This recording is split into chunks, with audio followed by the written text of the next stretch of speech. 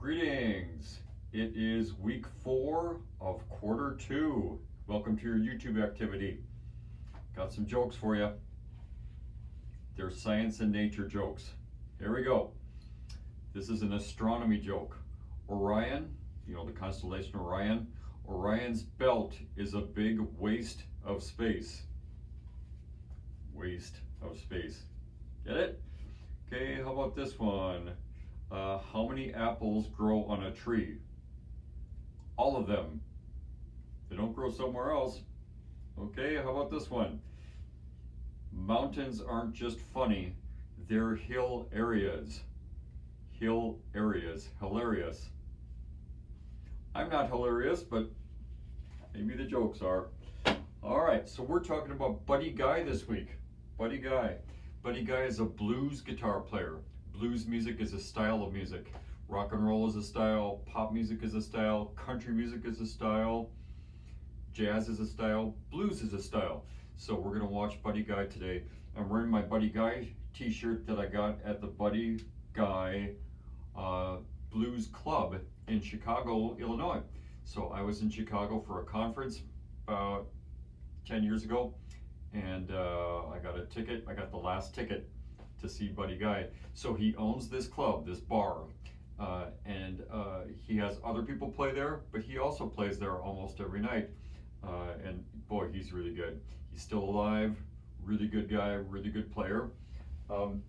That night, I had to walk from my hotel to that blues club, and it was cold. You may have heard that Chicago is sometimes called the Windy City.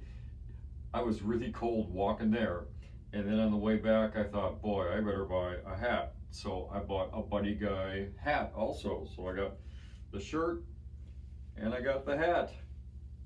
Huh?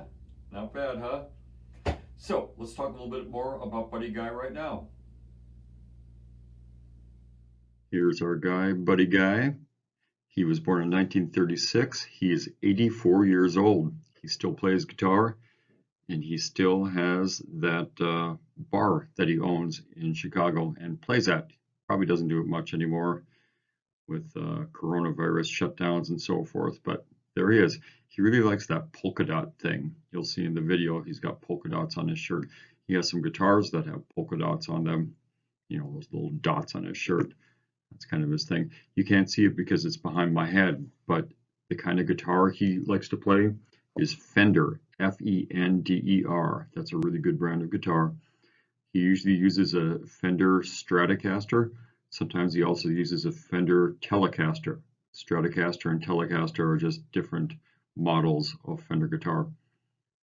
Jimi Hendrix, the greatest guitar player ever, he liked the Stratocaster too. So his most famous songs are called Stone Crazy and Hoochie Coochie Man. Pretty interesting songs. You can check those out on your own if you want. He's famous for a number of things. Number one, he helped create the Chicago blues sound. Blues music before the Chicago blues were like quieter and I don't know, less developed, just not as loud, just not as rockin' as the Chicago blues. The Chicago blues almost sound like rock and roll. Blues music, of course, is kind of like jazz. It's kind of like the music that slaves used to sing back when we had slavery. I'm glad we don't anymore. He is also famous for his showmanship. He's really good at getting the audience into his music. He often even goes out into the audience and plays in the middle of the crowd. That's kind of cool. I actually saw him, as I mentioned earlier, in Chicago, and he walked right past me, even though I was way in the back of his blues club. I was way in the back, and he walked right past me with his guitar playing. It was really cool. He is guitar player number 23 on the Rolling Stone magazine list of the 100 greatest guitar players of all time. So that's awesome. He's a really big deal. In fact, Eric Clapton, who is frequently very close to the top of those lists, like number 2 or 3 or 4, it depends on the list you're looking at. He once called Buddy Guy the greatest guitar player alive, the best guitar player alive, basically saying, hey, he's better than me. So That's really something too. A few things we can learn from Buddy. Number one, he and his band are really good at extremes. So sometimes he sings extremely high or low. He varies that. Sometimes he's loud, and then sometimes he's quiet. That's an extreme in dynamics. Dynamics are loudness and quietness. Um, he also changes the texture quite a bit. So sometimes he doesn't play or sing at all.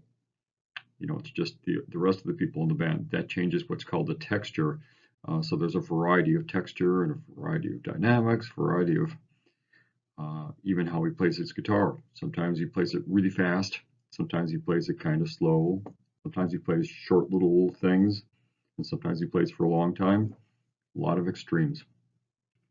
Number two, he did not get famous until he was in his 40s, like 40 years ago. He worked really hard and practiced a lot and made a lot of records when he was young, but he never really got famous until his 40s. So I'm really glad that he didn't give up. Number three, he's really good at playing up the neck. That means playing up here. He plays a lot of his music way up here. And guitars where you want to play super high have this thing right here called a cutaway.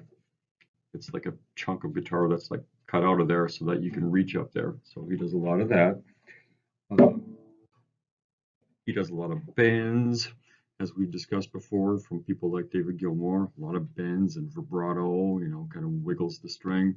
And I'm going to show you a little blues lick that my friend Dave Mahan taught me. And Buddy Guy seems to do this a lot too. I'll show that in a little bit here. It's kind of a neat little lick.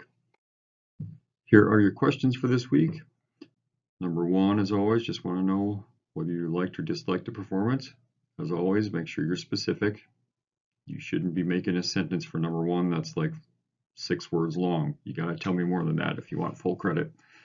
Be specific. Number two, I am curious why you signed up for guitar class. It will help me to be a better teacher if I know kind of why students take this class. So I kind of know what you're looking for or what it is you're interested in or whatever.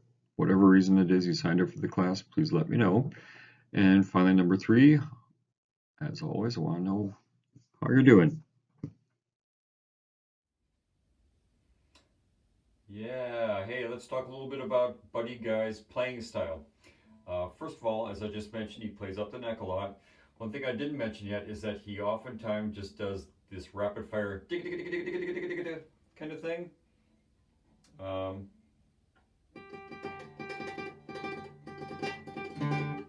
can't do it, but I find it a little annoying. It's kind of harsh and kind of in your face. A lot of people really like that. A lot of people in his life told him that his music was just noisy when he was learning his craft. But eventually, a lot of people really respected him. So I hope that you can get past what I consider noisy, because I've started to appreciate it a little bit too. So I want to show you something that he does quite a bit. My friend Dave Nahan taught my brother, and my brother taught me this little blues trick, and Buddy Guy seems to do it a lot. You can take strings 3, 2, and 1. Here's actually 4, 3, and 2, not 3, 2, and 1. String 4, string 3, string 2. And you can just start on the same fret with both strings and kind of go back and forth. 4, 2, 4, 4, 2, 4, 4, 2, 4. But sliding your fingers down on the frets, and it sounds really cool. It's like a good ending for a blues song.